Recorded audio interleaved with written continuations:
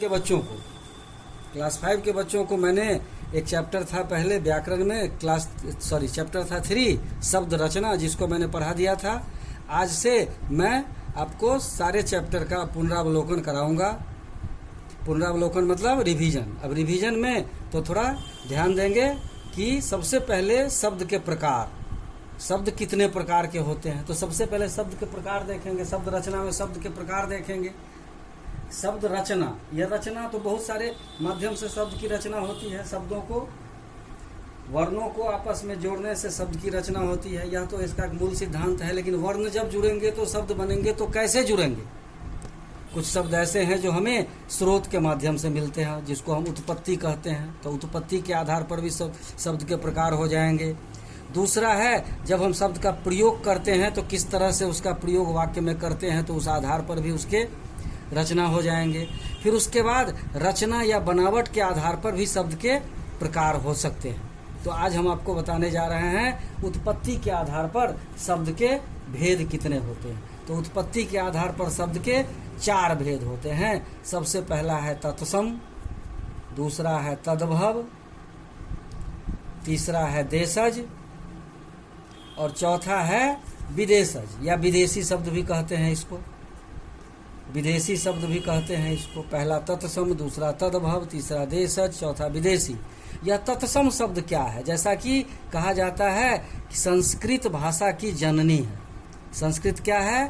भाषा की जननी है, जन्म देने वाली है, जन्म देने वाली है। तो जन्म देने वाली है, इसलिए इसको हम स्रोत के आधार पर मानते हैं। तो जो शब्द संस्कृत से डायरेक्ट हिंदी में आए हैं उसको हम तत्सम शब्द कहते हैं। संस्कृत से जो डायरेक्ट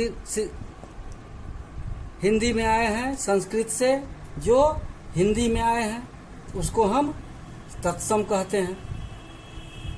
उसके बाद है तद्भव, संस्कृत के वैसे शब्द जिसका कि अनुवादित रूप हम हिंदी में लिखते हैं तो उसको हम तद्भव कहते हैं। संस्कृत के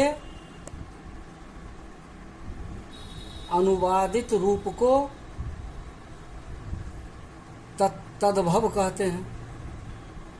उसके बाद आता है देशज, जो हमारे देश की रचना है, देश में जो उत्पन्न होता है। अन्य प्रचलित भाषाओं में, बोलचाल की भाषाओं में जिस शब्द का हम प्रयोग करते हैं उसको हम देशज शब्द कहते हैं। और एक होता है विदेशी, जो चूंकि हमारा देश बहुत दिनों तक गुलाम रहा है, बहुत सारे विदेशी आक्रमणकारी हमारे देश पर राज करने आए हैं, तो वे आए तो अपने साथ अपनी भाषा भी लेकर आए।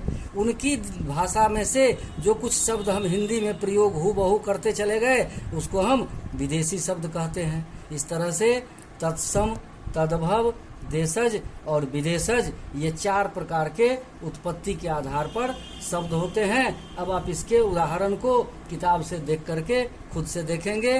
दूसरे दिन फिर मैं आपको प्रयोग के आधार पर और रचना के आधार पर बताऊंगा।